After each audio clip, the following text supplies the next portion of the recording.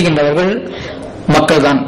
அதாவது மகன், சீப் என்ற பொருளிலே இருக்கின்ற அந்த மகன் என்ற ஒரு தலைவன். அதியர் மகன் அதிகமான ஆட்சி, ஆவியர் மகன் ஆவியர் கோமானாட்சி. இந்த மாதிரி மகன் பெருமகன் ஆகிய சொற்கள் இந்த பகுதியிலே பயன்படுத்தப்படுகிறது. அது குடி ரத்த உள்ள குடியில் இருக்கின்ற தலைவர்கள், அதாவது லீனியேஜ் சீப் என்றுதான் அதை எடுத்துக்கொள்ள முடியுமே தவிர ஒரு நாட்டுக்கு சீப்பாக அதை எடுத்துக்கொள்ள முடியாது. ஊர் வந்த பிறகு ஊர் தலைவர்களாக அவர்களே மாற்றப்படுகிறார்கள். இப்படி இந்த அரசியலும் கூட உள்ளூர் அரசியலாக தான் அங்கு இருந்ததே தவிர பல்லவ நாட்டில் இருந்த கிழக்கு பகுதியில் இருந்த அரசோடு நெருங்கிய தொடர்புடைய அல்லது இணைக்கப்பட்ட ஒரு பகுதியாக அந்த பகுதி அரசியல் நமக்கு கிடைக்கவில்லை.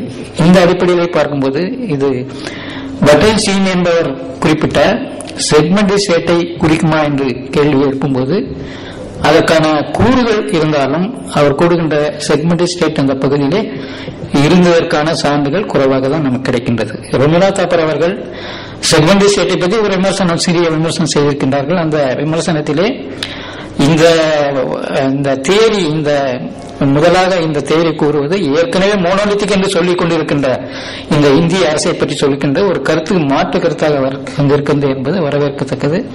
ஆனால் அதே நேரத்தில் பழங்குடிகள் எந்த அரசுக்கு இணைக்கப்படும் போது, அரசுக்குள் கொண்டு வரப்படும் போது செக்மெண்டிஸ்டுடைய கூறுகள் அதில் வரும் என்று கூறுகின்றாரே தவிர செக்மெண்ட் ஸ்டேட்டே என்று அவர் கூறவில்லை. பட்டன்ஸ்டீனே கூட ஒரு இடத்திலே கூறும்போது செக்மெண்டரி ஆர்கனைசேஷன் நெசசரிலி ட்ரைபல் சொசைட்டி என்று கூறுவார். அது ட்ரைபல் சொசைட்டி தான் அது இருந்தது, இருக்கு என்ற ஒரு வார்த்தை ஒரு இடத்துல சொல்லியிருக்காரு. அவருக்கே அது சந்தேகம் இருந்திருக்குமோ என்று நமக்கு தெரிகின்றது.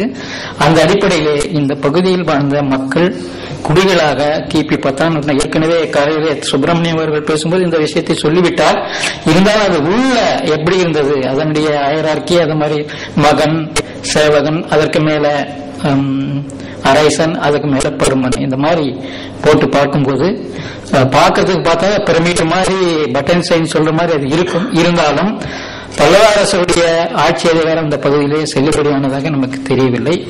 அதே போல வேணாடை ஆளுகின்ற பெரும்பான் அரசுடைய ஆட்சி அதிகாரம் கீழே இருக்கின்ற ஊர் மக்கள், ஊர் தலைவனுக்கு முழுமை ரிஜிடாக இருந்ததாக என்று நாம் கொள்ள முடியவில்லை.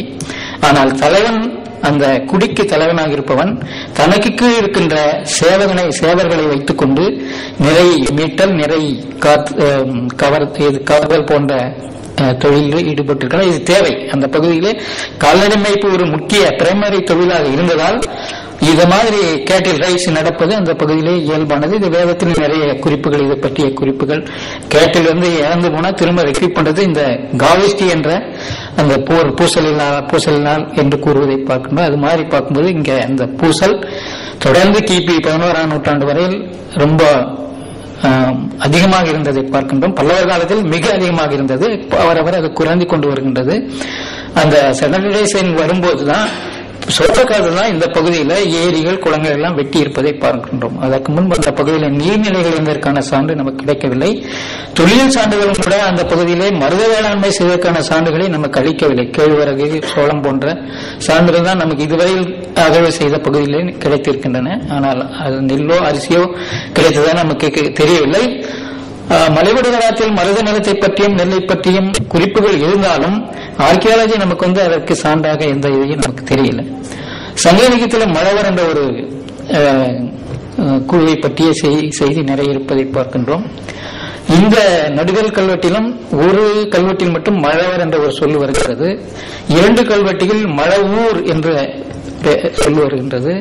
ஒரு கல்வெட்டில் மழநாடர், அதாவது நடுகளை வைத்தவர்கள் மழநாடர் என்ற செய்தி வருகின்றது. இந்த மழவர்கள் ரத்த உள்ள குடிகள் அல்ல. மற்ற அதியர் மாதிரியோ அல்லது ஆவியர் மாதிரியோ அல்லது பள்ளிகள் மாதிரியோ இன்னும் பல குடிகள் இந்த பகுதியில் இருந்ததற்கான கல்வெட்டு சான்றுகள் இருக்கின்றது. இந்த மழவர்கள் பெரும்பாலும் இளம் வீரர்கள். ஒவ்வொரு குடியிலும் இருந்த தொண்டையர் குடியில் இருந்த இளம் வீரர், பள்ளிகள் இடையிலே இருந்த இளம் வீரர், அதியர் குடியில் இருந்த இளம் வீரர். ஒரு கல்வெட்டிலே இளையர் என்ற ஒரு சொல் வருவதை பார்க்கின்றோம். மற்றொரு கல்வெட்டிலே குழவர் என்ற ஒரு சொல் வருவதை பார்க்கின்றோம். இதுவும் இளமையை குறிக்கின்ற வீரர்கள் இளமையாக இருக்க வேண்டும் என்ற கருத்தில் உருவாக்கப்பட்ட நிலையில அந்த மழவர் அமைப்பு அந்த பகுதியிலே நிலைத்திருந்தது, நீண்ட நாள் நிலைத்திருந்தது என்பதற்கு நடுகளிலே சில சான்றுகள் நமக்கு கிடைக்கின்றன. அதற்கு சமமாக வேறு சில சொற்களும் பயன்படுத்தப்பட்டுள்ளன. சேவகன் நிறைய வருகின்றது, இளையர் என்ற சொல் ஒரு இடத்தில் வருகின்றது, மழநாடர் என்பது கூட இந்த இளம் மக்கள் என்ற கருத்திலே தான் அதை பயன்படுத்தப்பட்டு இருக்க வேண்டும். இது மாதிரி இந்த பகுதியை நாம் பார்க்கும்போது கிமு 1000 அல்லது 500 இந்த மக்கள் கால்நடை வளர்ப்பில் ஈடுபட்டுக் கொண்டிருந்தார்கள். ஸ்டண்டட் குரோத் என்று ஆங்கிலத்தில் சொல்வார்கள். அந்த வளர்ச்சி அப்படியே குன்றி நிலை பெரிய அளவுக்கு வளராமல் பல்லவா கண்ட்ரியுடைய கிழக்கு பகுதியில் இருப்பதை போன்ற சமூக அமைப்பு சமூக மாற்றங்கள் காம்ப்ளெக்ஸ் சொசைட்டி அங்கெல்லாம் வந்துருச்சு. இங்க பல்லவர் காலம் சென்ற பின்றும் சிம்பிள் சொசைட்டி இருந்தது என்பதற்கான கல்வெட்டு சான்றுகள் தான் இந்த நடுகளில் நமக்கு கிடைக்கின்றது. இந்த சான்றுகள் இந்த பகுதியிலே தலைமை, அதாவது உள்ளூர் ஊரகத்தில் இருந்த குடித்தலைவர்கள் தான் ஆட்சி அதிகாரத்தை வைத்திருந்தார்கள்.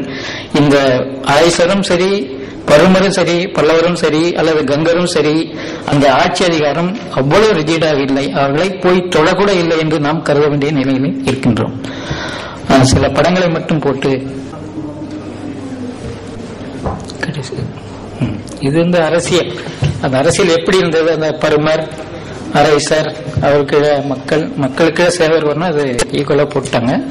இந்த அரசருக்கு இடையில சில நேரங்கள் மோதல் இருப்பது போன்ற ஒரே ஒரு நடுகள் சங்கமங்கலம் எரிந்த கொங்கணி அரசர் சங்கமங்கலம் எரிந்த நான்கு என்று வரும்போது சிறி கங்கை அரசர் சேவகர் பட்டார் என்று வரும். அப்ப அரசருக்கு இடையில நடந்த முரண்பாடுகளும் அந்த பகுதியில 1-2 வருவதை பார்க்கணும். ஆனால் அதிகம் அந்த போர் நடந்தது இந்த மக்களுக்கு இடையில் தான். மக்களுடைய சேவகர்கள் தான் நிறைய பேர் சேர்த்திருக்காங்க, மக்கள் மரபை சேர்ந்தவர்களும் சேர்த்திருக்காங்க.